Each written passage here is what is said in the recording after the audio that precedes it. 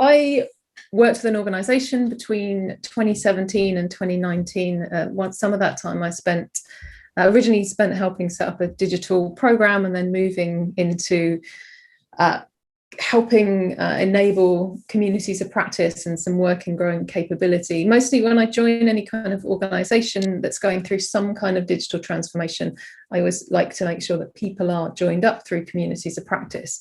So that was a little while ago, and I wanted to have a conversation with one of my former colleagues there, who I was working with, just to see, just to kind of get an idea of their journey, where they are now and how things have moved on. So I wanted to introduce Amanda.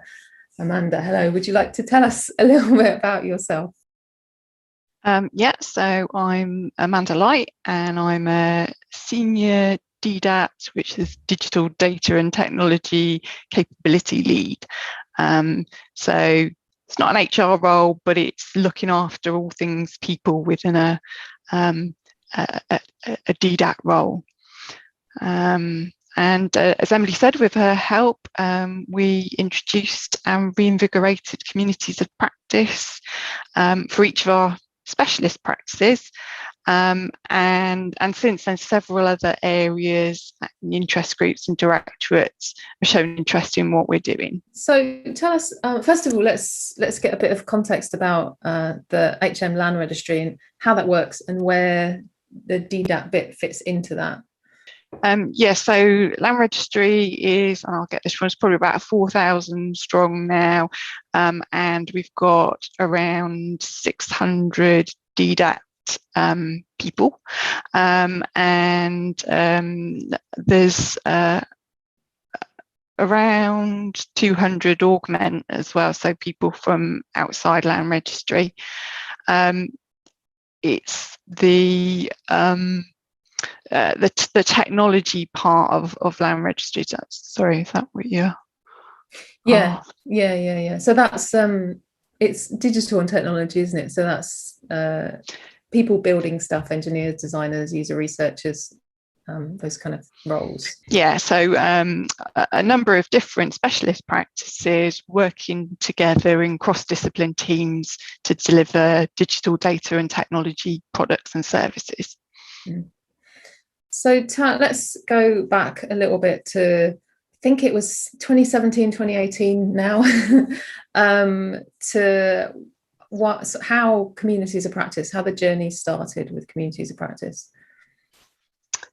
Yeah, so I guess we started by introducing people to what communities of practice actually were. You know, what are these things that we were talking about through workshops, and I guess in some instances people had something that maybe looked a bit like a community, but they didn't know what it was that they were doing, and in some instances we had things that people thought was a community, but it was probably a bit more of a management meeting, and we had some areas where that wasn't being done, and people didn't have that mechanism to come together and share and learn from each other. So I'm gonna, I remember when kind of bringing this concept in, and I'm usually quite strong-willed in saying we need to do this. So initially, what sold you on bringing them in, and what made you kind of interested in doing that?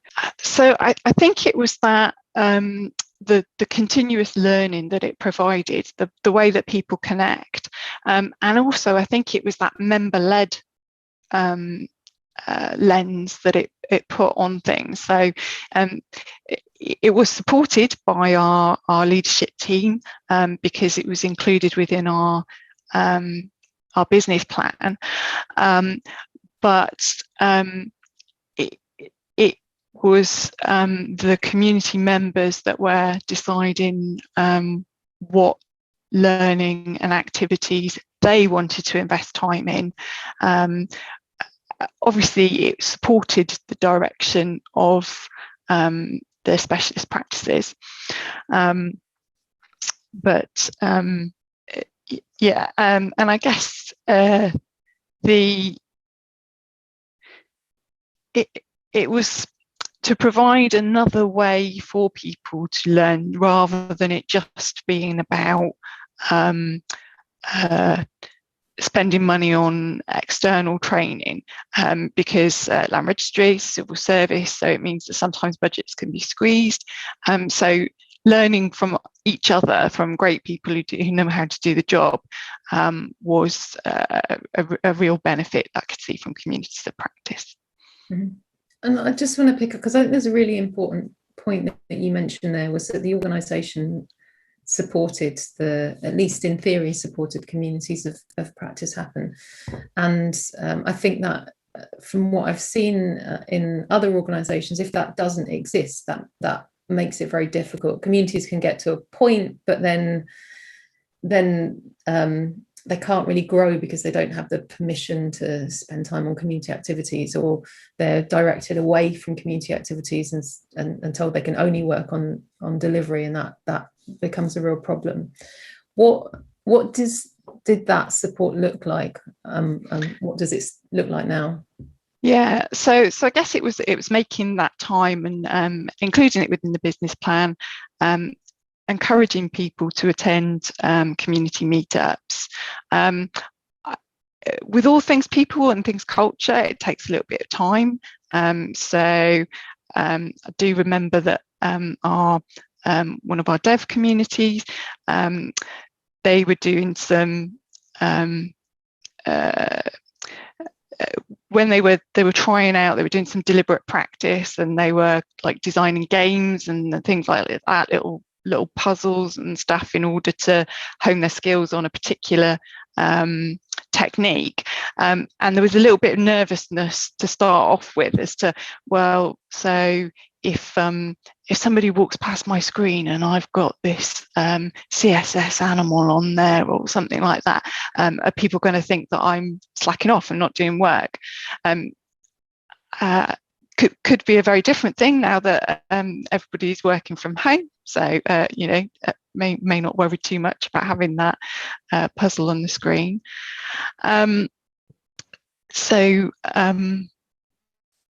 I've forgotten the question. talking about support, but I wanted to kind of echo, and I remember some of that idea that, yeah, somebody sees something on your screen. There was I think there was quite a nervousness amongst people, and there was a lot of reassuring to say, if somebody, like, it's okay to be learning at your desk, so it's okay, or it's okay to be watching a YouTube video at your desk, for example, or whatever learning looks like.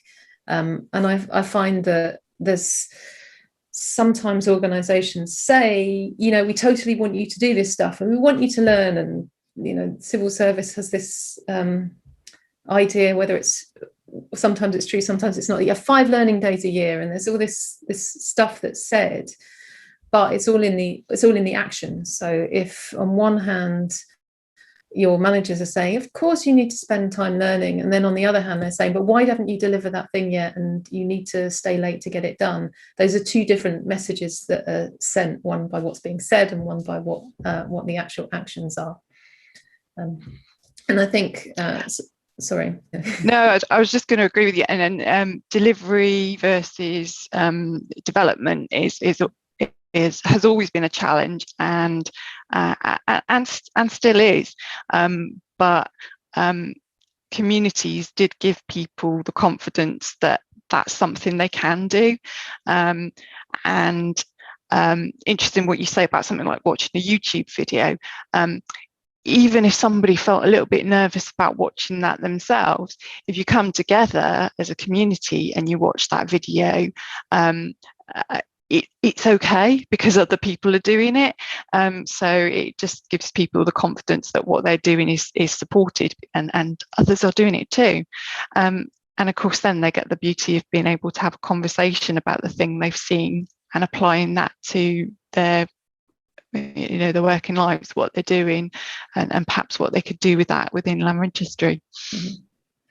So also one of the other things I think that's been really important in terms of support for Land Registry is the fact that you are in a role that is supporting and helping communities.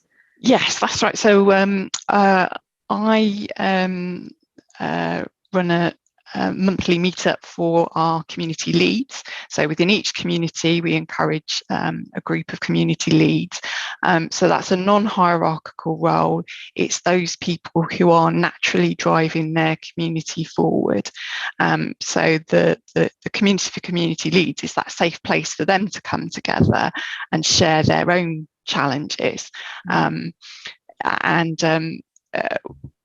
What we've found is that we've had different communities at different levels of maturity, and one will be thriving, and that community lead can share their experience of where things are going well, and another community lead can be struggling because perhaps they're not getting as much buy-in and support from their community.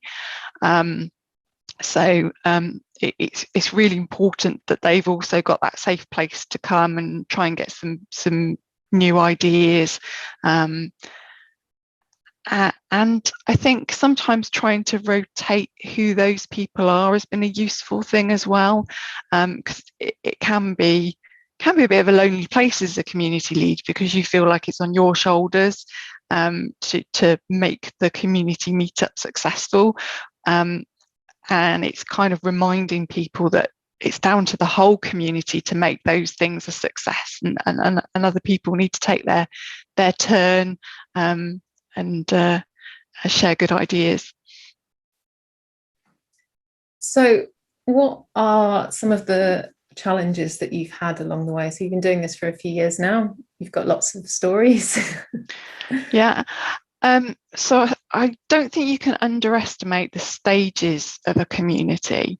So I've seen lots of communities make their way up from that potential forming and maturing to then perhaps lose a really key member of that community, and then need to go through that cycle again.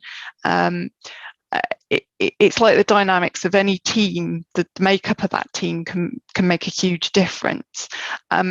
However, that can be a really positive thing, because what also happens is you may have new members coming in, and that injects a new, fresh idea on things, and so you don't get it stuck in a rut and doing the same old thing. Another challenge that we experienced fairly early on was we had quite a few augmented people within our community, so that's sort of contractors, and not everybody felt that it was appropriate to have contractors within a community, but we absolutely encouraged that, because that was part of that knowledge transfer mechanism. These were people who were experienced in many other organisations, and they could bring that experience to the community in order to share things. So that was a bit of a challenge. Interestingly, in some of our communities, I've also seen perhaps some of those contractors become a little bit too loud voices within the community as well, so that it's getting that balance, and again going back to those principles that this is a member-led thing, so it's not for whoever's got the loudest voice.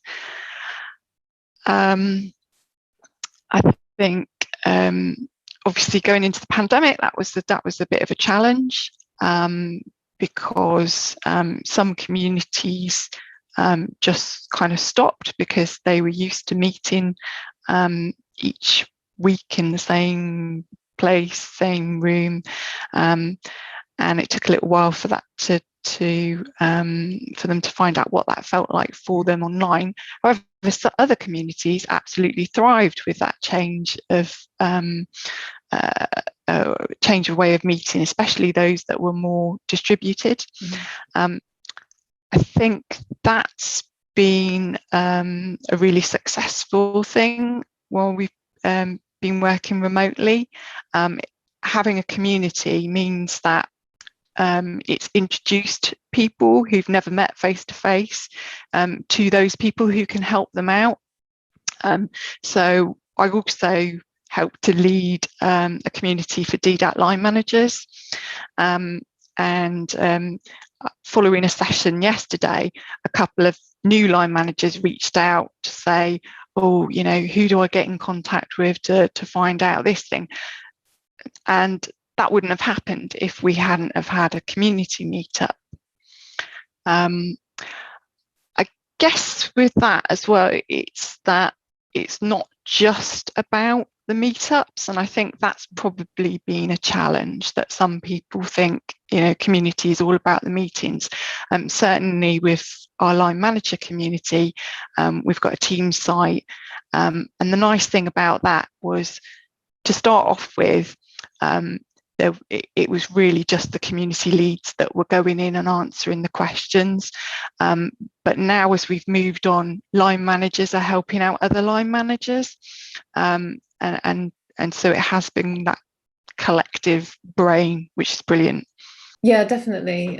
Because you've got, it's a real peer-to-peer, which I often think, particularly if somebody is new or a junior in a role, sometimes having people with experience that's kind of more similar to theirs makes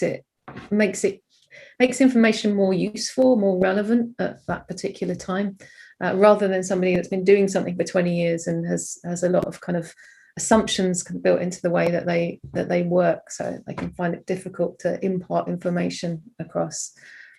It's interesting the thing you say about contractors as well, because this has been a challenge I've seen in a number of organizations. One organization I was working with communities, contractors were part of it until there was a point where suddenly they were told that they needed to be 95% utilized, and they just dropped everything that was outside of heads down and delivering. And there's one thing that I see as a challenge there as well, is when you bring contractors into an organization, you also want them to understand how you do things, how you approach things, where to find things, what some common ways of working or what your standards are. But if you're not kind of bringing them into that fold of the community, then they don't have that. And you can essentially create these lone people or these silos of people that aren't engaged. Yeah, I definitely think that by encouraging them to be part of that community, it does mean that they're also getting the benefits of that tacit knowledge that other people can share with them, and those many years of working within an organization. Yeah. So it's kind of win-win for us then, because they're more productive. It just reminded me actually of one organization I worked with. I heard a story from some designers. They weren't, I don't think they were contractors, but they were new joiners, and they were trying to get hold of the brand guidelines. I think it took them 3 weeks, or they were trying to get hold of the logo, and somebody ended up redrawing it because somebody had it. They just didn't know where to go to find that information, or they didn't have it in an easy place, and they didn't know who to talk to. So huge amounts of time wasted just waiting for that. So just talk, I wanted to ask you a little bit about so you've been continuing with communities for a while, so there's obviously some value in there for you. What do you see as valuable for members and from the organisation as well?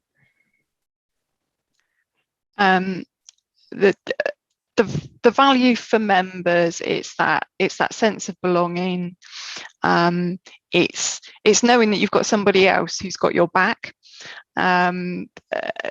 You've got that ability to share. So when you encounter an issue that perhaps you've not experienced before, usually there's someone who's already experienced that, and they can share that with you. There's more safety in being able to say to a peer that I have no idea what you're talking about, than perhaps saying that to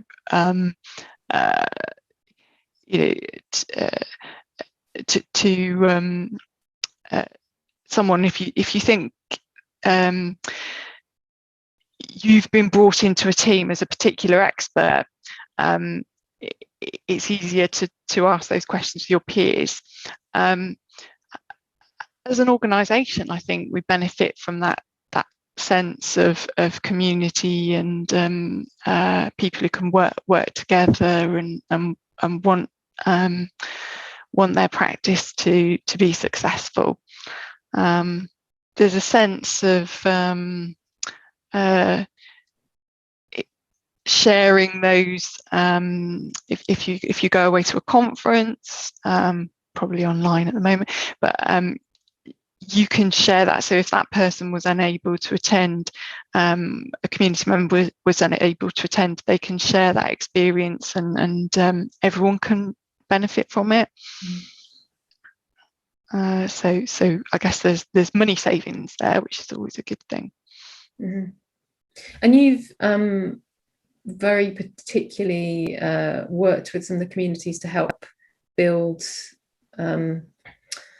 capability growing initiatives or training or things like that. Can you tell us a little bit about that? Yeah, so that's working with each of the communities to identify the skills and capabilities that they need in order to do their job well. So that's been able to fit into a more corporate initiative, but the communities are bought into it because they've identified the skills and they recognise them as something that's to do their job. It's not something that's just being forced upon them.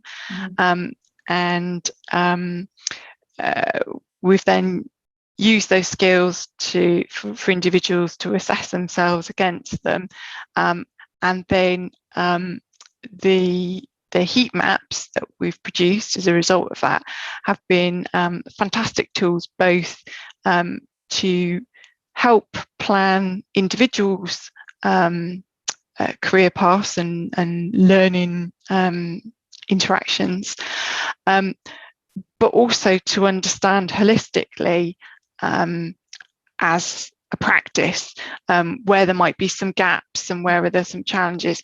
And we've been able to look at that and think, are those gaps okay? Are they because there's something that we don't need to do within Land Registry, or are those gaps a concern, and so that therefore what are we going to do to fill them? Are we going to do a community session? Are we going to buy in some learning and development, or are we going to look to recruit that skill when we next go out for a new post? So that's been fantastic to be able to see things from both that individual, a team, and a holistically as a practice perspective. Yeah, when we came to do our business planning, as these things roll on year, that was a fantastic input into that. It's helped us to prioritise things as well, because we've been able to think about, so what are the things that are hurting us now based on what we actually need to deliver, and what are the things that are more sort of nice to haves. Because it's come from the community, it's not just you need to do stakeholder management. It's understanding why you need it and why it's important to that particular community. Cool. And then just one last thing that I wanted to ask you actually is what does the future look like for communities of practice at Land Registry? Yeah, so it's well, they will continue, and I think they will change and they will evolve. I think that we'll see different communities taking the almost taking the lead as being a really good example of a community. As I said earlier on, there's been a lot of interest from other areas. They see what you're doing and they kind of want a piece of it. So there are many areas from outside of DDAT that have asked, so, you know, what you do in your community, how does it work? And we've welcomed them into our group of community leads if they're interested. We've not restricted that to be a DDAT thing, because, you know, the more the merrier. We can learn from them too. So certainly an analytical community, which is we've really benefited from, because there's a bit of you know, it's an area that DDAT needs to work very closely with, so it's helped to forge lots of links there. I think we will continue to go around that cycle of maturity and hard work. Communities, for communities to be good, they can be hard work. Sometimes they can be easy, and sometimes they can be really hard work. So I think we will go around that cycle many times. Thank you. I think, yeah, thanks for sharing. It's really interesting to hear how things have, what's changed and what hasn't changed in the last few years. And it's always, I always love to hear that things have evolved in a way that makes sense for the organisation, and have some sustainability, because I think it's really important that any kind of initiatives that you do in this space are, you know, aren't just a brief thing, but they actually kind of have long-term effect.